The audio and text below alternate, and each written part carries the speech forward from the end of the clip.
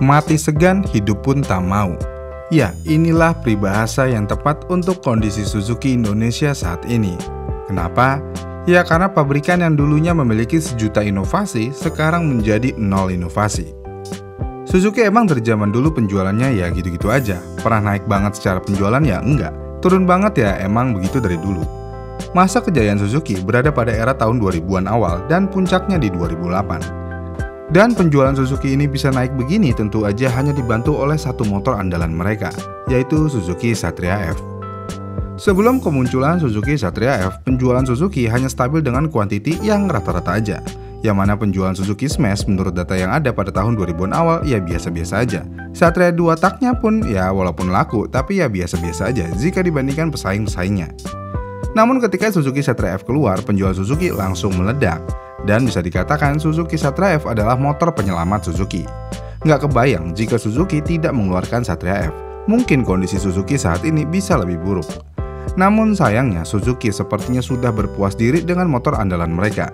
Yang mana dari zaman awal keluar ini motor sampai saat ini, motornya ya bisa dibilang minim banget upgrade-nya. Dan itu pun minor-minor aja. Dengan salah satu faktor itu, akhirnya Suzuki Satria F saat ini sudah kehilangan tahtanya dan menjadi motor yang tidak dilirik lagi sama konsumennya.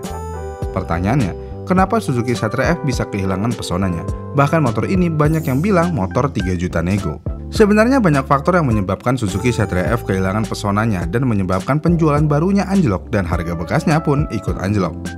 Faktor pertama seperti yang sudah saya sebutkan sebelumnya, motor ini tidak ada inovasinya lagi, atau kasarnya sudah mentok teknologi dan desainnya. Dengan hal tersebut, orang yang sudah punya motor Satria F generasi sebelumnya ya males upgrade ke generasi terbarunya, karena ya yang berubah paling cuman bodinya doang. Kalau bodinya doang yang berubah, ya bisa dirubah bodinya aja tanpa perlu mengganti satu unit motor. Kemudian faktor selanjutnya, pasar sudah mulai berubah. Kita semua setuju, motor matic saat ini benar-benar digemari banget. Kalau udah pernah pakai motor matic, ngapain pakai motor manual apalagi kopling untuk harian? Ya udah pasti nggak mau. Dengan perubahan pasar ini, Satria F yang notabene pasarnya sangat segmented banget, mengalami dampak yang cukup signifikan. Memang Satria F tujuan utama penjualannya hanya di kalangan anak muda aja. Dan memang yang kita tahu semua, Satria F memang tujuan utama penjualannya hanya di kalangan anak muda aja. Jadi salah Suzuki yang nggak bisa menjual motor ini ke bapak-bapak yang sudah berumur 35 tahun lebih, apalagi ke ibu-ibu. Kenapa? Ya mustahil untuk bapak-bapak dan ibu-ibu tersebut untuk membeli motor ini untuk keseharian mereka. Dan sayangnya lagi, anak muda nih yang mana ini segmen utama Satria F malah menggunakan motor matic ataupun motor sport fairing 150cc. Yang berarti pangsa pasar Satria F sudah benar-benar terbantai habis. Kalau udah begini, apa yang akan terjadi?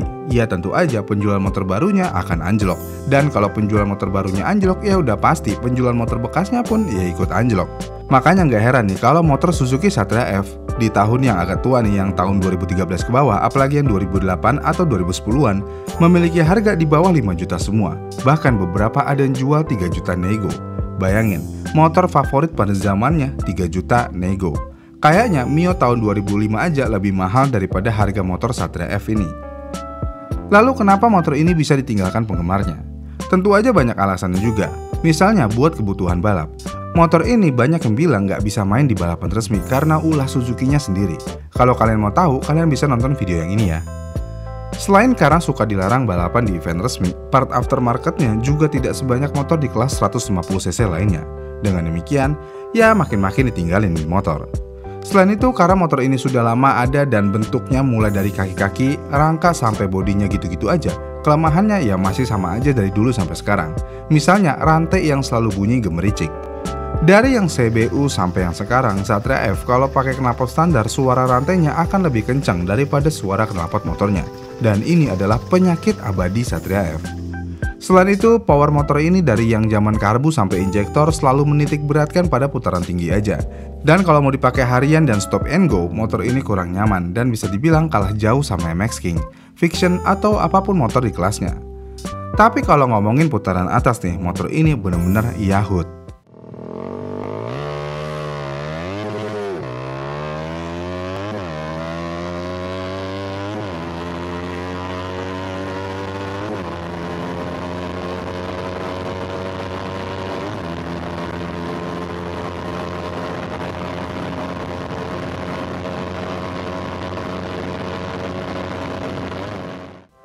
Kemudian selain itu semua, Satria F terkenal memiliki spare part yang mahal.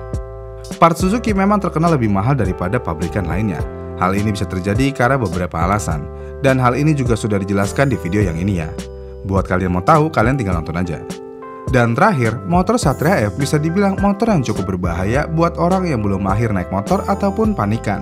Kenapa? Ya banyak kejadian rem belakang Suzuki Satria F rawan mengunci. Entah apa penyebab utamanya. Mungkin terlalu sensitif atau apa, rem belakang Satria F rawan banget mengunci. Dan pengguna Satria F yang pernah mengalami crash nih, biasanya mereka mengeluhkan penyebab utama crashnya adalah rem belakangnya yang mengunci. Dengan masalah abadi yang selalu ada di Satria F ini, membuat orang berpikir beberapa kali untuk meminang Satria F mau keadaan baru ataupun bekasnya. Ya sayang banget sih, motor ini seharusnya bisa diinovasikan lebih lanjut lagi. Tapi mau bagaimanapun juga kenyataannya seberapa tinggi inovasinya pun sepertinya pangsa pasarnya memang sudah berubah. Dan seharusnya Suzuki memang harus mengeluarkan motor gebrakan baru di segmen lain, contohnya ya Matic. Selain alasan itu semua, Suzuki Satria F saat ini apapun generasinya juga sudah melekat dengan status motor jamet. Ini status bahaya banget sih, bisa sampai orang berpikir nggak mau untuk membeli motor status jamet. Kenapa bisa jamet? Ya lihat aja modifikasi motor ini. Ini orangnya. Mau kemana Mas Boker Pajino bocor so Mas Boker Pajino Laparman? Oh, TV bosku.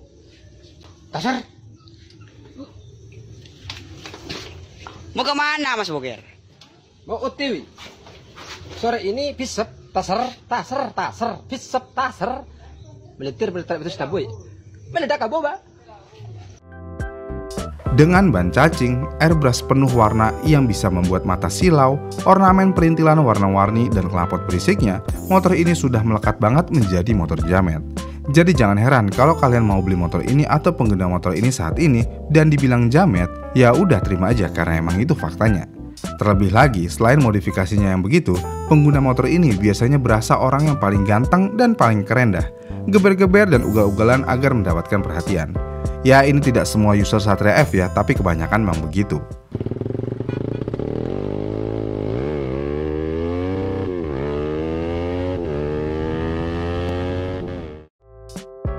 Jadi kesimpulannya, Satria F kehilangan pesona karena motor ini tidak memiliki inovasi yang berarti sama sekali sampai saat ini. Selain itu, segmen pasarnya juga sudah berubah. Dan yang terakhir, faktor pengguna dan penyakit abadi motor ini yang tidak bisa sembuh. Tapi ya semua memang ada masanya. Tidak bisa selalu menjadi yang paling tinggi di antara yang lain. Presiden aja ada masa jabatannya. Masa iya motor nggak ada masanya? Iya kan? Itulah alasan kenapa Satria F saat ini kehilangan pesonanya. Gimana nih menurut kalian? Komen di kolom komentar di bawah ya. Dan sampai jumpa di video selanjutnya.